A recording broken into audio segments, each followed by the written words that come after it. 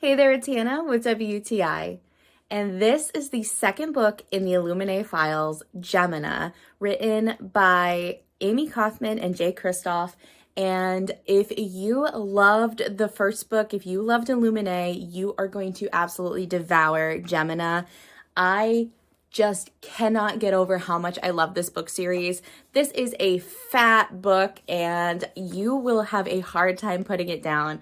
I have consumed these in basically one sitting, and I just love the way that this book is styled, the storytelling.